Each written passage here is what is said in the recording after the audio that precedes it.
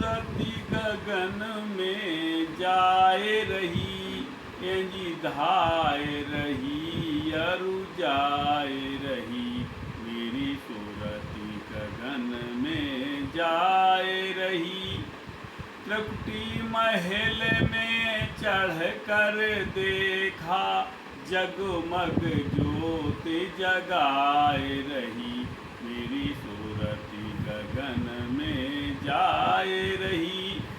पानी बरसे बादल गरजे, बिजली चमक मन भाए रही। मेरी सूरती गगन में जाए रही, ये दिखाए रही अरु जाए रही। 10वें महल में सेज पिया की, चुन चुन फूल बिछाए रही। मेरी सूरती गगन में जाए रही। ब्रह्मानंद देह सुधु बिसरी, सहज स्वरूप समाए रही।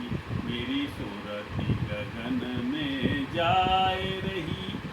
ब्रह्मानंद जी कहते हैं कि त्रिकुटी महल में चढ़कर देखा, जगमग ज्योति जगाए रही। मेरी सूरत गगन में जाए रही, ये धाए रही। मेरी सूरत गगन में जाए रही। जब साधक साधना करता है, गुरु नामनी विद्या जिसको मिल जाती है, और जब साधक साधना करता है, ऐसी स्थिति में क्या है कि मेरी सूरत गगन में जाए रही, ऊर्ध्वगमन करता है। जब ऊर्ध्वगमन करता है तब अपने भाव, ब्रह्मानंद जी ने अपने भाव गए हैं कि त्रिकुटी महल में चढ़कर देखा, जगमग ज्योति जगाए रही। मेरी सूरत गगन में जाए रही। पानी बरसे बादल गरजे, बिजली चमक मन। ये अपन उनके अनुभव आए, उन्हें अपने अनुभव बात करें। 10वें महल में सेज पिया की, चुन चुन फूल बिछाए रही। मेरी सूरत गगन में जाए रही, यदि भाई रही। मेरी सूरत गगन में जाए रही।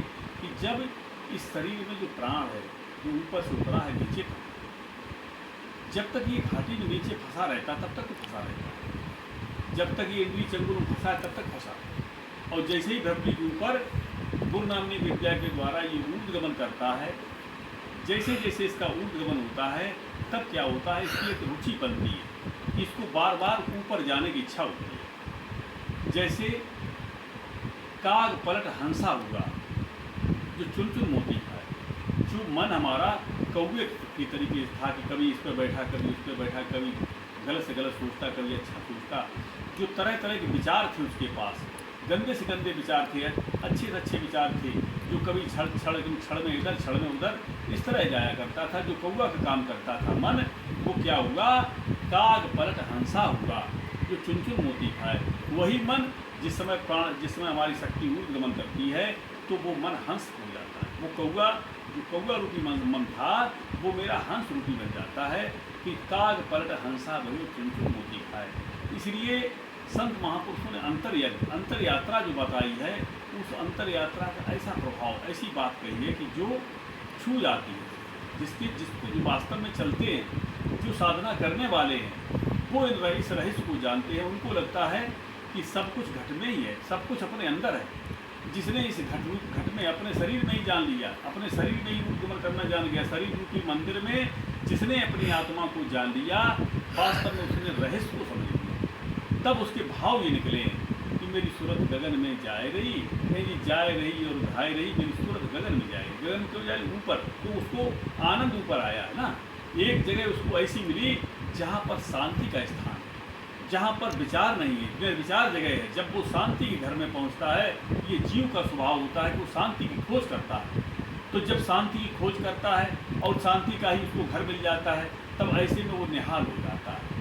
तब उसमें वो अपने भाव, ब्रह्मानंद जी ने जो बात कही, देखिए संत महापुरुषों ने जो वाणियाँ कही हैं, उनका मतलब ये है कि उन्होंने इस मार्ग को चला है, उनके अनुभव है, उन्होंने अपना अनुभव दिया और उसी अनुभव को साधकों के बीच में साझा किया, साधकों के बीच में बताया। तब ये भाव उनके निकले।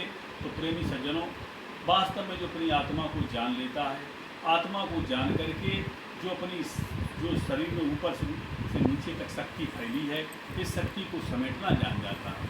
वृत्ति के ऊपर जैसे ही ऊर्ध्वगमन करता है, तब क्या होता है कि उसका शक्ति प्राण और चित्त प्राण दोनों का मेल हो जाता है।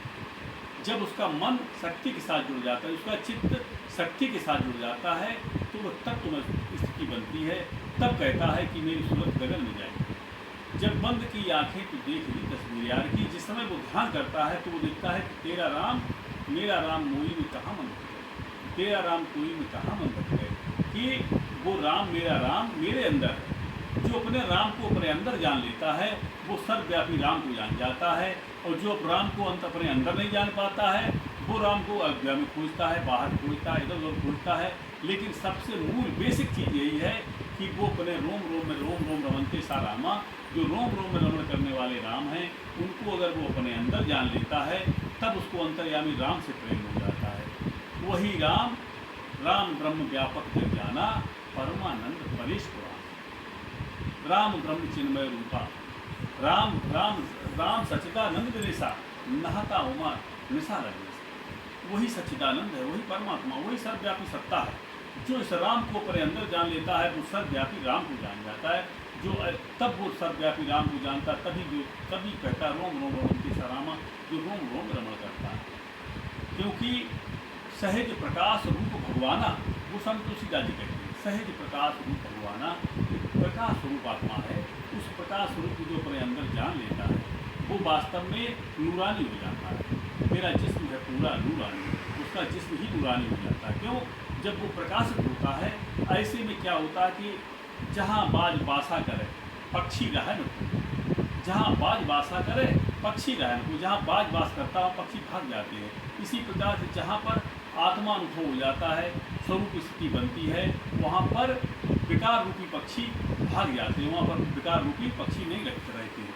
इसलिए ऐसा पुरुष साकार ब्रह्म होता है, सजग होता है। ऐसा ही महात्मा, ऐसे महापुरुष का सानिध्य जिनको मिलता है उनके जीवन धन्य होते चले जाते हैं। इसलिए संत की खोज करें, संत को तलाशें और अपनी आत्मा को जान करके भजन करें। यही जीवन का सार है, यही जीवन का हमारे आपके सबका मूल है। जो हम इसको पकड़ लेते हैं जीवन हमारा धन्य होता है, नहीं पकड़ पाते तो जीवन यूँ ही चला जाता है। बोलिए सतगुरु भगवान की जय।